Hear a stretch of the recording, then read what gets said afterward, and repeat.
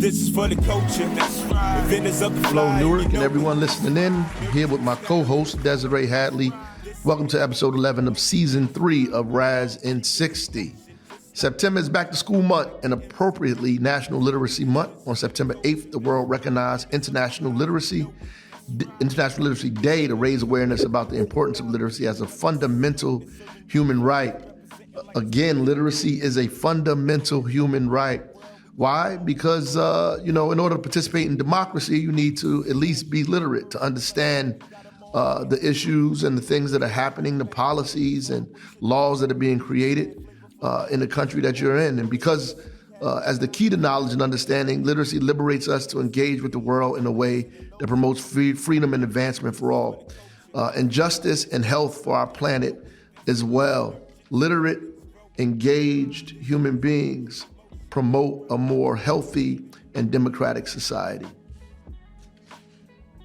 And as a former principal and educator, I know that the connection between childhood reading proficiency, high school graduation, and life success. During the pandemic, young people experienced learning loss at an alarming rate. In 2022, the Newark test results of the NJSLA literacy test showed only 19% of third graders passed. Newark's literacy passing rate for all grades was 27% in 2022. Sobering, some of those statistics are changing, by God's grace, moving since the last test, but reality demands that the city as a collective to begin to immediately address this and spring into action. In light of it all, I convened a coalition of experts to form a brain trust to research, study, and develop a strategy to address the literacy challenges in this city. Over the summer, we unveiled a 10-point youth literacy action plan. It outlined 10 actionable steps that schools, parents, and community organizations will undertake now and in the coming school year to put our city students back on track. Today, we'll be discussing this plan with the Brain Trust experts helping to carry out our literacy mission. We will speak to the Chief Education Officer, Dr. Sharnae Brown, Assistant Superintendent of Newark Board of Education, Dr. Marianne Riley, Director of Community Engagement, Karen Leach-Toomer, and the new Director of the Newark Public Library, Christian Shabrisky. Before we begin our discussion about the 10-point youth literacy program, my co-host Desiree will get into some Newark news. All right, thank you so much for that introduction, Mayor. I'm excited about today's show, but before we start, like you said, let's get into some Newark news. Recently, the Mulberry Commons pedestrian bridge, on September 19th, you broke ground on the Mulberry Commons pedestrian bridge. This has, this has been under works for a while now. Some of the advantages to this bridge includes connecting the downtown Newark area and Mulberry Commons to the Ironbound, providing direct access to Newark Penn Station, encouraging a more walkable city and attracting investors and investments. That was an exciting groundbreaking. It's been in the making. It's the second phase of that Mulberry Commons park, right? Yes. Yep. And inclusionary zoning and other news, let's talk about that.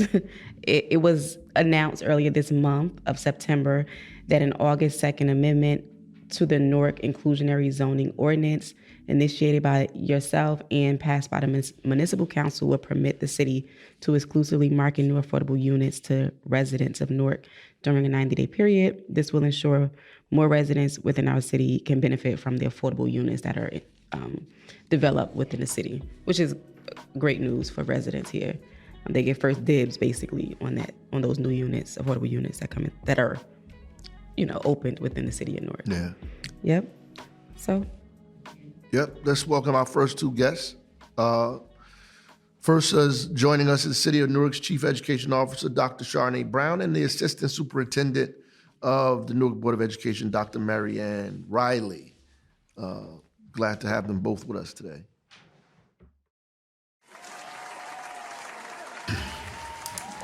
All right. Again, thank you, ladies, for being on RAS in 60 podcast with us today, talking about our literacy efforts in the city, 10-point literacy action plan. I'm going to start with you, Dr. Brown. Could you just provide the listeners an overview of what the 10-point literacy action plan is? Yes. Basically, it is a call to unite all the resources within the city to address the urgency of the literacy crisis that's happening. Test scores, especially post-COVID, have represented that there's been a dip, a decrease in an already existing problem, right? And so that thus causes a deeper urgency, like COVID did for a lot of issues. And basically the mayor called the Brain Trust to say, we are too resource rich, right? And there's too many experts in the city that we can't address this and solve this for our young people. And so basically they came together and came up with a 10-point plan to address the literacy crisis. And so that's the overview of what the 10-point plan, how it was created, and what it's intended to do. So how do you think this will change the trajectory of, the students, the city, the lives of people this plan we enacted? What I love to say is it's not just 10 points, right? It's research-based. So there's nothing in this plan that they can't go into the literature, do a lit review, and see what moves literacy. And so basically the mayor pretty much said if you can only give them 10 things, right, and it's broken up into 3 parts, what communities can do, what parents can do, and what the schools can do. And basically, we're all taking a responsibility. If people buy in collectively for this, it will work. Right. This is research-based. I believe it'll have a deep impact, a lasting impact. And so that's why I'm excited about it. Right. So, Dr. Riley, just talking about Newark Public Schools, and this is a challenging thing for us. And why do you think it's necessary to implement something like this? And what is your opinion about what's happening? Sure. So, good morning. Without question, our data tells us that we need to improve. And the 10-point literacy plan, along with the district initiatives, will absolutely improve outcomes. I can tell you, looking at our data right now, that 30 of our elementary schools increased from 22 to 23. We see that as a significant gain. Yes. We know that the trajectory, without question, can improve. The most important thing that, with regard to, I just really want to focus on third grade because we already know that high schools, made unbelievable gain. The hardest place to make the gain is in third grade. And in terms of third grade, we have seen increases in 30 schools. That's significant. The single most important thing we can do, and this plan helps us to do this, is to prevent reading difficulties from even happening. That is our goal. That's what we're committed to. And the first 3 items on this plan really help us to focus on that. Without question, the ELA office is mobilized on this plan.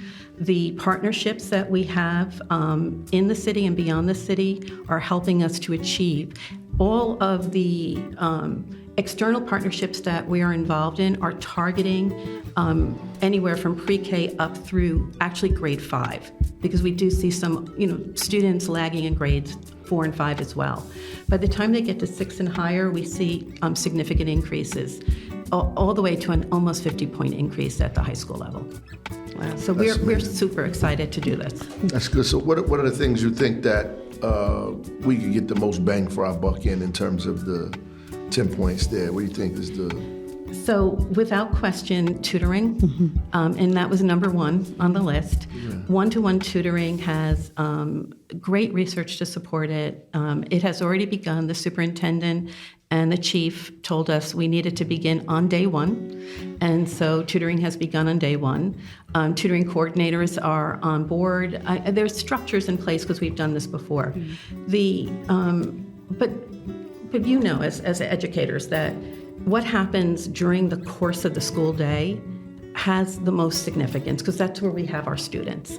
And so really looking at the impact of books that children see themselves in. I was in a classroom yesterday, and 2nd grade, and the children were learning about the women of Gee's Bend. And I would love to have recorded it, because they were talking about What the question they were focused on was how are what happened to the women of Gee's Bend when their quilts became art objects. And these are second graders engaged in that level of conversation. The curriculum will make the most significant difference at a school level. And the curriculum has been really invested with the whole concept that our children must see themselves in the text, and they must have windows beyond the text, such as Gee's Bend is not Newark, and but obviously there's a relationship. So I think those two pieces, and then the last for us in the schools right here is writing. And I was delighted when I saw the writing piece in here, because it is like, in order to pass our state assessment, you must write well, and you must write well about text. That has been the emphasis, and now we have an amazing partner, the Writing Revolution, who are out of New York City, and we are a major partner of theirs. They are in our schools from K through grade 12, and we are already seeing impact from that work. Nice. Excellent.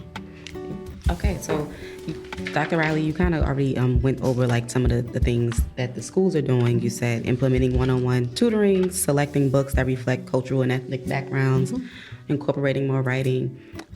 You did kind of explain like you already see changes and improvements. So how soon, or could you explain the role parents are expected to play in this action plan and why their involvement is so critical and impactful? Sure. So our most critical partners are parents and guardians. And there's probably several things here. Number 4 on our list is about enrolling children in pre-K. And one of the huge advantages of students enrolled in pre-K, especially at age 3 and 4, is that the national average for students exiting pre-K in this country is knowing 25 known letters by the time they not in kindergarten, but enter kindergarten. We don't see that gain consistently. With our executive director overseeing pre-K, we have cleaned up some of the disconnects in curriculum, and I think we'll see more. But where does that work actually live? It lives in the home. Right. It is the incidental conversations parents are having every day with their children. It's pointing out your name begins with this letter, and we see this letter over here. All of that work helps children to be ready for school in profound ways, and parents play the most important role for that. Number 5 was reading aloud to the children. It's both reading aloud and talking. It's actually as simple as talking with your children. When they sit in front of a TV, it's not receptive language, so it's different. Just having a few minutes of conversation with your children. How did the day go? What did you learn? Any of those kinds of questions helps. And then the reading aloud piece is obviously really important. And that happens in the home when you're sitting with your children. And by the way, it doesn't have to be for hours. It's 5 minutes. I really want to, as a mom, I can remember the days where, you're really tired from working all day and you come home and the last thing you want to do is read a long book. And inevitably my child would always hand me a long book. But I would do what every other parent did. I would skip sections until she kind of figured out I was doing that. So reading to your children, talking with your children, being good citizens in terms of being part of the school community, all of those things really matter. Right. And Dr. Brown, did you want to add to that? Like, the role the parents will play in this plan? Absolutely. I think that, number one, just the idea that literacy doesn't start in school, right? Literacy starts in the womb. I can't stress that enough, that engaging in conversations with an unborn child that's in your womb and reading to them, playing music, you actually building a lexicon for your child because they're becoming familiar with words that we're adding to the bank. And I think that that's one of the things that conversations do, and intentionality around vocabulary. I think that we don't think our young people can take rigor, and that's the first 7 years of a child's life are the most important, and their brains are sponges. It's actually harder to get it into your brain after that point. So you can teach a young child different languages. You can read them. You can teach them vocabulary. take advantage of this super speed lightning period that they have where they can learn as much as possible. And I think that we don't think our young people can handle it, and they can. And so we just want to start empowering parents. And what are you doing when they're in a room? Are you reading to them? I also want to talk about, it's not just about one book a day. Research says that there's a 1 million word gap that's out there. And basically, if you read 5 books a day, you can close that 1 million gap. And it goes on and on, like one book, 200,000. If you do 2 books a day, you're adding to that word bank. And so I just do want to talk about the empowerment that you have to do that. And I also want to talk about asking the questions that make the difference. The questions we're asking parents to make show up on a test, right? It's not just writing about the text, but it's also saying, hey, what do you think is going to happen? What prediction can you make? Let's stop right now. And what is that based on? Go back in the story and show me points, context clues, right, where you see that they'll be able to, they're going to do something nefarious, right? They're dangerous. I'm like, well, when he smirked or when he did all this, and then read the book and see if the prediction is right. Now, that seems like we can all ask those questions. When you look on the 3rd grade test, that is what they're asked to do. Go back in the text, right? And unpack that vocabulary. Where did you get that from? Which passage best support that is the right answer to that? So that's like 2 or 3 questions that have them do that strategy. So imagine if we start that strategy as a child. Kids are inquisitive. So if you pause the book and say, what do you think is about that? I'm like, oh my God, you're creating suspense. And again, you're making it fun.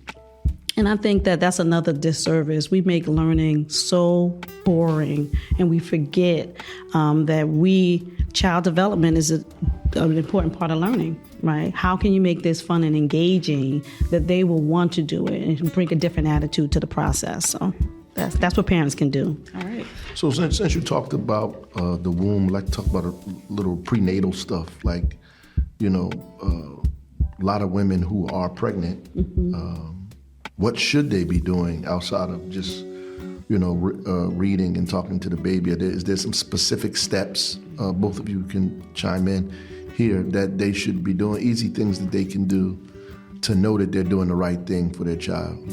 Now, this may not seem like we're dealing with literacy, but I cannot stress enough about taking your vitamins, getting prenatal care, connecting to either a free health clinic or going to a OBGYN to get that support, because brain development starts in the womb. So if we're not eating the right foods, right, and it's becoming a barrier to brain development. And I just can't say that enough. Are you eating vegetables? Are you taking prenatal vitamins? Are you getting your daily checkups? And I did this thing where there are apps, right, that tell you what you should be doing, right, and what is happening this week, right, and how to aid that. And so we have earphones that you can put on your belly, and it reads stories to you. Now, we also want to create bonding. The child needs to hear the parent voice. You can sing ABCs, you can sing songs that matter, you can read books that matter. But again, I don't want to underscore getting prenatal care, right? Just reading and having a poor diet and not getting enough exercise is harming. Those things are harming the child. So that's some things that prenatal care. But again, I'm not an OBGYN, but I just did want to stress those things. And I would simply add, I think after the child is born, the single most important thing parents do is help their child to name the world. Mm-hmm. That's the building of vocabulary. Absolutely. Naming and it's on common things. This is a bottle, this is a backpack, this is a desk. It's that naming of the world that opens the child to be able to be successful when the word is then photosynthesis in 3rd grade. Right. They're building all that knowledge ahead of time. Can I add to that? Reminds me of Color Purple. Right. You know that scene where they put the tags up? Mm. That is a good process, like good strategy. Sight words. Yeah, absolutely. Okay. So what are the outcomes are we expecting from this, Dr. Riley? What are some outcomes? Yeah, so I can be really concrete. The outcomes in literacy is to move us to about 50% in this year. So it's a more than double the current. For third grade. Yeah, we have to just everyone has to be rowing in the right way and focused on third grade. And again, the reason for that is simple. It is the entry point for students to continue to build knowledge in discipline. It gets harder in third grade because of the disciplinary knowledge we have to build. Right. So the director for ELA, Jesslyn Othman, she and I just reviewed benchmarks, and the benchmarks are high. I will also tell you the benchmarks are high in mathematics. We just went through a presentation to the board on September was our plan for mathematics with the new director, Amanda Grossi, and Ms. Othman will be presenting in October to the board. We need to have but we need to have goals that are concrete, because when you have goals, you stand a chance of meeting them because you know what they are. Right. Yeah. Well, citywide, what does that look like, Dr. Brown, in your mind? What does success or outcomes look like citywide? Basically, this is a new iteration of the Newark Literacy Coalition. There's actually community partners. MBOE is also a part of that, Rutgers University, and it is expanding. These are collective agencies that's getting us together and saying, literacy is not just a parent's problem, and it's not just an MBOE problem. And so basically, they're coordinating literacy events. They're supporting developing resources that they can give to parents. For instance, one of the projects that's coming up is a Cradle project that's actually coordinating resources to support prenatal care. Coordination like that happening around the city gives the support. I just got a call from different agencies like Rutgers who are training parents to be armed to tutor. That is the type of resource gathering and collective impact that's going to help. And so our outcomes may look different from MBOE because they actually, hey, these are the numbers. We want to see difference in the numbers. Outcomes for us is how have we coordinated to support the schools that definitely are struggling? Did we identify those schools? Did we send resources? Did we train and develop parents? If we're doing those things, those are the outcomes that we want to see and make them sustainable. We don't want this to be, hey, this is the 10-point plan, the literacy plan that the mayor put out. It stops after 2-3 years. We want this to be a way of life, right? How we ensure that from then on, we don't have this problem again. Right. That's something. No, I think I'm done, Mayor. You have any last things you think is important for folks to know, Dr. Riley? Yeah, I think that Newark as a city is poised to do work that is unusual. The problem that we're discussing isn't unusual in cities, but to have you involved in leading it, to have the superintendent connected in leading it, to have no one confused about the importance of this, and to have strategies that aren't cumbersome, right? There's not 10,000 things to do. There's 10 things, and these 10 things translate very well. I look forward to seeing what we do. I am positive about this, not because I'm pie in the sky, but because there's actual work being done. And when the work is being done and goals are set and no one's confused, children benefit. And that's that is our goal. Excellent. I just want to thank both of you ladies for joining us today. Yeah, thank you. Very serious and informative discussion for us and our listeners. So we appreciate that, and thank you for coming on. We'll bring you back. Yeah. And talk about some of this stuff later on. Later on down the line. Yeah. Okay, Thank you. Thank you. Staying on the topic of our 10-point youth literacy plan, it's time to welcome our second set of guests to the show. Newark Public Library Director Christian Zabriskie and Director of Community Engagement from the United Way of Greater Newark, Karen Leach-Toomer. Thank both of you guys for joining us. All right. Want to thank you guys for getting on with us today. Thank you again. Starting with you, Christian. I know this is a new role. How long have you been in this role now? 3 months, sir. 3 months. That's a long time, brother. just talk a little bit about the 10-point. I want you to talk a little about the 10-point youth literacy action plan and how the library is involved in this? Like, why is the library important in this plan? Well, first off, I'm really excited about the 10-point action plan. I really appreciate the investment in early childhood education. And I was in a conversation earlier today, and I was saying that for me, literacy is love. It is all about love. It is the act of loving your child, and it is the act of empowering your child. And as people today are talking about a lot of the stuff around libraries and banning books and that kind of thing, nobody's trying to control books, they're trying to control children. And this kind of a plan, this activated plan with its 18 points, things that we can build on, is a real way of putting genuine power in children's hands, in their minds, really. Now, for us at the library, this stuff is our bread and butter. We believe in this deeply. One of the things that I want to try and do, and which I look forward to working together with folks on, is activating our branches.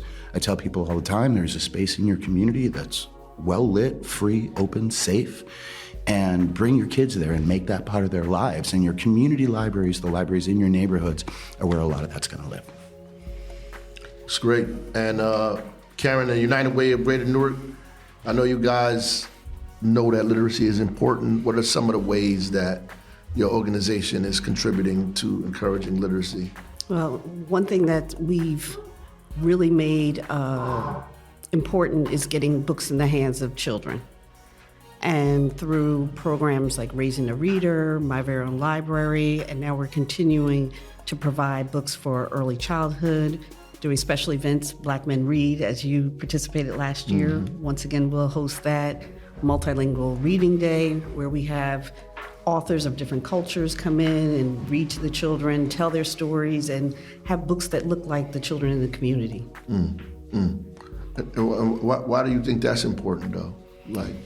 It's important because I always say with my own children, we press and push for reading, but when we see books, when we see authors, when we see excitement, that's what really drives the children to read. If they see stories that reflect what they look like, their community, goals, career goals, different, science books, making sure that everyone is different.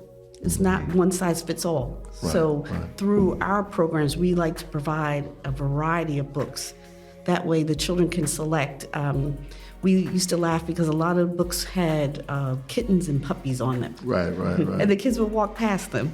It's like, oh, that's cute, but it just didn't interest them. So we have a very conscious effort to have culturally relevant books available. Right. And Go ahead, jump in. I just want to jump in and say that I see that as being so important, both in my work in libraries, and I really appreciate the focus on that. It's an important part of our collection, particularly here at NARC. And I'm a father of a multiracial family. We have a mixed race family. My daughter is Puerto Rican and Bangladeshi biologically, but she's been raised by me. My boy's white.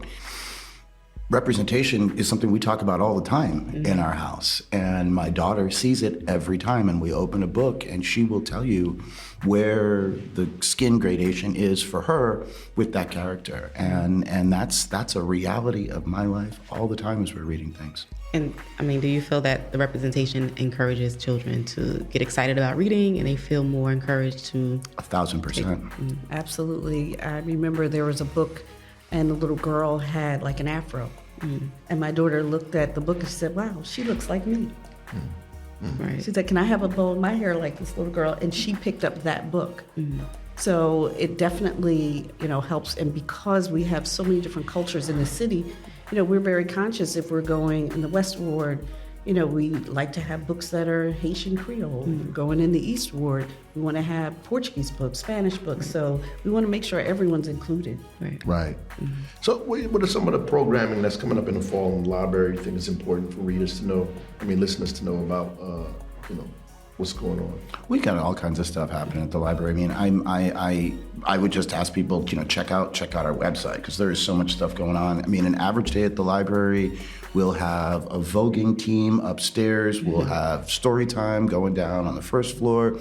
I walked in on a session, there were 50 people learning ASL as a means of creating entrepreneurial work for themselves. We had a job fair and had 800 people come through the building in the course of the day. We have all kinds of cultural events. We had Kwame Alexander. We were talking about representation. We had Kwame Alexander there. We had a full group of kids, teenagers, so a little older than this, in our Jabbar Center, the James Brown African Research Center. And what an incredible thing. There were all these kids, and there he is, and there it is in this center that is dedicated to this community. And, I just, we've got a lot of really exciting stuff coming up. We always have exciting stuff. And if there's something that you need, we want to hear that too. All right. And for me, the physical contact thing, sir, I'm sorry to interrupt. No, it's okay. But for me, I go back to literacy is love. That moment when we're doing story time with a kid, you're not doing lexiles. You're not trying to do common words, sight recognition with the 3-year-old. You're not doing that. You shouldn't be. But what you are doing is you're establishing that reading is near daddy, is near mama. It happens on their lap. It happens at bedtime. And that child will associate that with love and freedom. And would you encourage parents to come to the library and engage in story time? Yes. Yeah, and spend time with us and watch how my librarians do story time and ask them, and they'll find you anything. I mean, I have people who work with me who literally are waiting for you to come through the door and ask them how you can better help your kid and what books your kid might like. And that goes for everybody. I mean, I had this incredible opportunity. I was a public librarian, and I was a public librarian to Michael Douglas and Catherine Zeta-Jones at one point. And it was amazing. But they were just Mr. and Mrs. Douglas. And they had a right to have a space for their kid too. And their kid was really into medieval warfare, and that was what their kid liked. So everybody, no matter where you are on the spectrum, you have a right to have a connection with your library, with your kid. So what are some of the things you think should we be looking for in terms of improvement or objective? We asked earlier guests what are some of the objectives that they wish to see out of this 10-point literacy program. I'd like to pose that to you guys, from a different level. These are educators and academicians. You guys, how would you, look at success, or what would be the objective of this 10-point literacy program for you? I think as a partner with you in this plan, success for us would be, we're celebrating our 100-year anniversary, right, and having folks in the community provide support, donate books.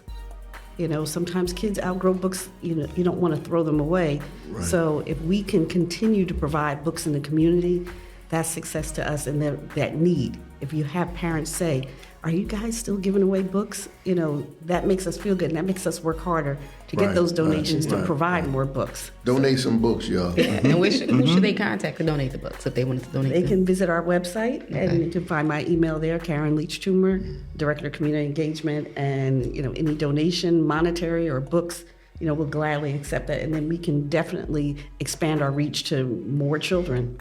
Okay. Yeah, that's good. I mean, for me, it's books in hands. It's always books in hands, and it's kids at story time, and it's parents making it part of their lives, and this is what I really love about this plan, is that it's engendering this process. It's getting literacy and reading into kids' lives early and making it a habit. I've had a lot of times in my life, in my career, where I've seen people who had maybe 1 or 2 really amazing experiences in a library as a child, and I will see that person for a decade. I will see that person, and their children will come in, and that is how we create these kind of cycles of literacy and library usage. And so that, for me, come through the doors, have your moment, meet my people, have this moment of discovery, and we're here for you. All right. That's good stuff. Yeah. I'm done. I think that pretty much covers everything. Any last things that you want to offer about the library, about United Way, or anything about this plan that you think you want to impart on folks before we go?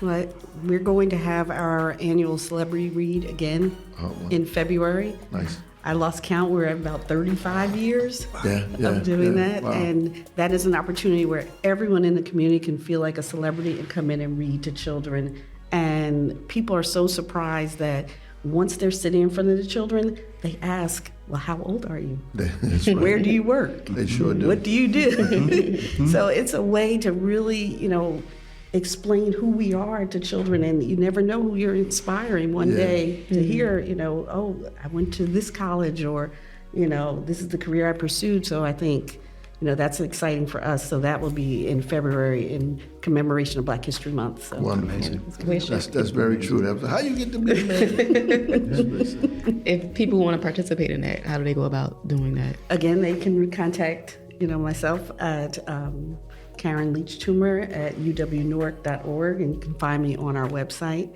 And any literacy activities that are coming up, we love to partner with other organizations. So we're here to help. Okay. Nice. Okay. Amazing. And I've just asked, find your local library. Find the library in your neighborhood and spend some time there and talk to the librarians. And spend some time there with your kids and have your kids see you get a book.